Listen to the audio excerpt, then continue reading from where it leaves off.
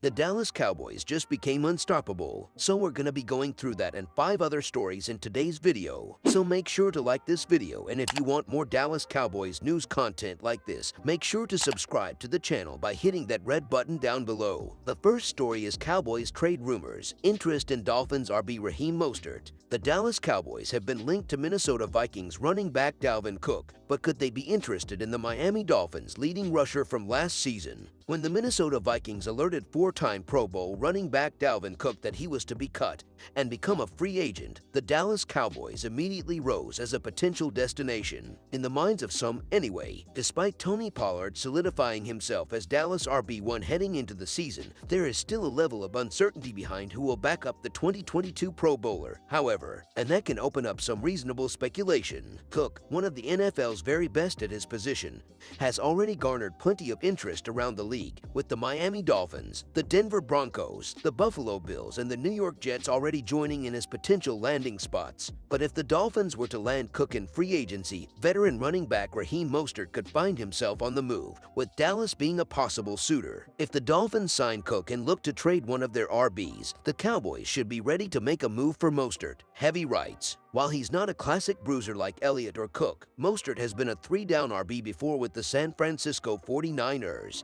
and would bring experience and speed. After bouncing around the league over his first 2 NFL seasons, the 31-year-old has established himself as a reliable back for the San Francisco 49ers before joining the Dolphins. Posting at least 500 yards in 3 of the last 4 years, Mostert led the Dolphins in rushing last season with a career-high 891 yards on the ground, to go along with 2 touchdowns and 31 receptions. One of the reasons why Mostert is a legitimate trade option is that he has an affordable contract to take on. Heavy writes, in March, the Dolphins re-signed the veteran to a 2-year, $5.6 million deal according to Spotrac. The Dolphins would have to take a small hit due to his signing bonus, but that's probably a fair cost that would be baked into what Dallas would have to trade for Mostert. After trading for wide receiver Brandon Cooks and cornerback Stephon Gilmore this offseason, both warranting day 3 draft picks, a deal for a solid backup such as a Mostert could land in the same area in terms of being a low asking price. Per Heavy, considering his age and injury history though, the RB's cost should be reasonable. A 4th round or 5th round pick should be enough to get a deal across the line, and something the Cowboys can afford to give up.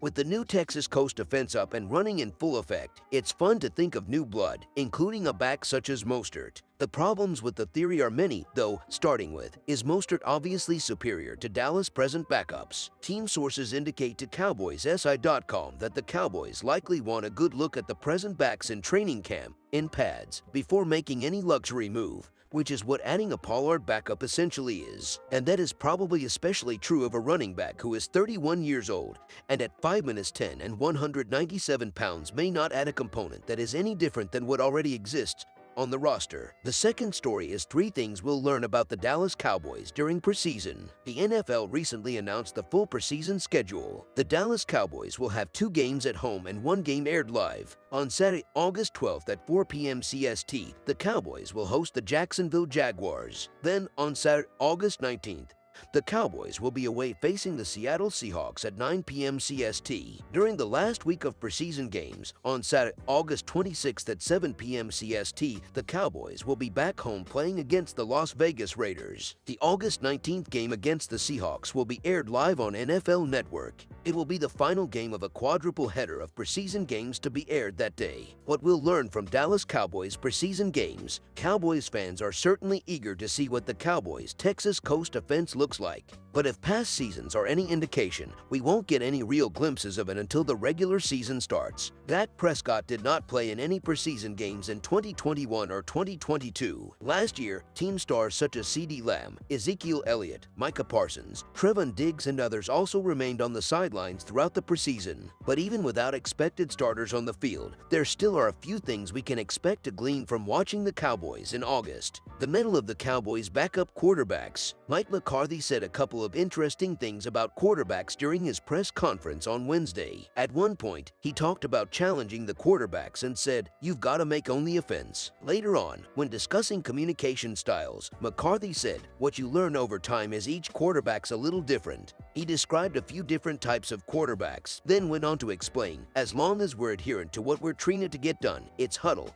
And when Cooper's in there, it's his huddle. When Will's in there, it's his huddle. We've heard a lot about how well Dak Prescott is doing with the new offense, increased empowerment, and communicating collaboratively with Mike McCarthy. But what about Cooper Rush and Will Grier? How are each of them handling the expectations of them when they're on the field? There are some who believe Will Grier would have been QB2 if not for an ill-timed hamstring injury. This offense seems to highlight strengths of players in ways that are less familiar to onlookers. Jalen Tolbert seems more confident. Zach Martin mentioned there being more of an edge. Dak Prescott seems even more in control and authoritative. What characteristics of Grier and Rush will be highlighted? And who will appear most fit to be QB2? What are the best roles for Deuce Vaughn? There has been so much speculation about what is in store for Deuce Vaughn. I've heard everything from gadget guy to elusive running back to slot receiver to special teams weapon. Some have even questioned whether he should be included on the 53-player roster. Even though he's done some return work during off-season activities and camps, he didn't have all that much experience in that role in college. The third story is predicting Cowboys breakout players at 2023 OTAS minicamp.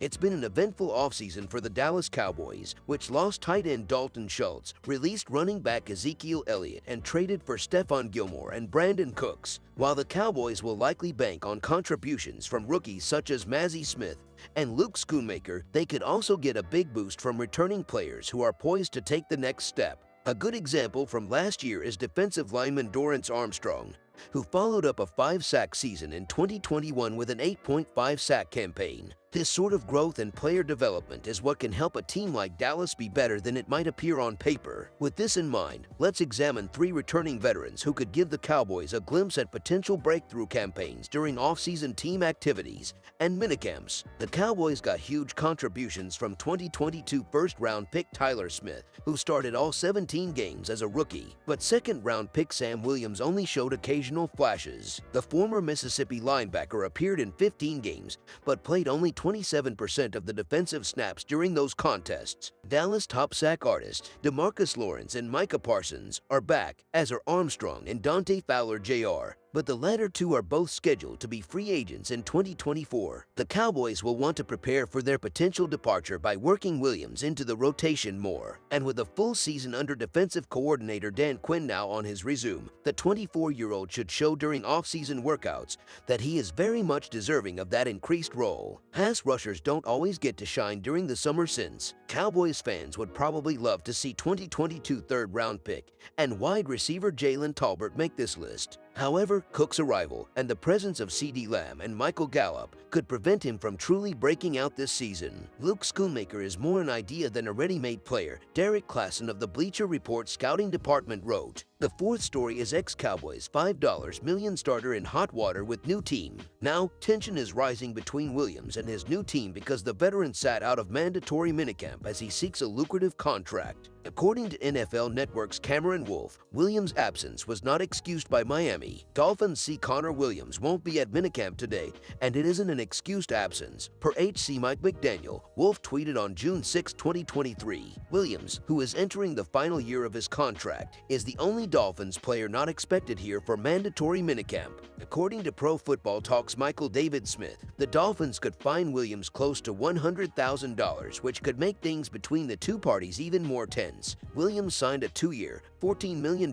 contract with the Dolphins in 2022, receiving a sizable raise, as expected, from his rookie deal in Dallas. The former Cowboys offensive lineman was previously on a 4-year, $5.4 million contract with Dallas. Connor Williams is playing center with the Dolphins instead of guard, as the vet specialized with the Cowboys. The fifth story is Cowboys release former first-round pick after latest signing. The move with McKinley comes just a few days after the team signed free agent defensive end Ben Banogu. McKinley had signed with the Cowboys practice squad last November but did not appear in a game. Dallas re-signed him in March. The Cowboys had hopes that McKinley, 27, could get his career back on track in Dallas under defensive coordinator Dan Quinn, who drafted him with the Atlanta Falcons. McKinley's career started off strong with the Falcons, notching 13 sacks in his first 2 seasons. However, he struggled in recent seasons, rarely getting on the field and dealing with a ruptured Achilles he suffered in 2021 while a member of the Cleveland Browns. Since 2019, McKinley has appeared in just 19 games. He most recently suited up for the Los Angeles Rams, registering 1 tackle in 4 games. The Cowboys brought in Banogu to add some extra depth, but he doesn't come with a stacked resume resume. The former second-round pick had just 2.5 sacks with the Indianapolis Colts, where he played his first 4 seasons. Banogu played on just 11% of Indianapolis' defensive snaps last season,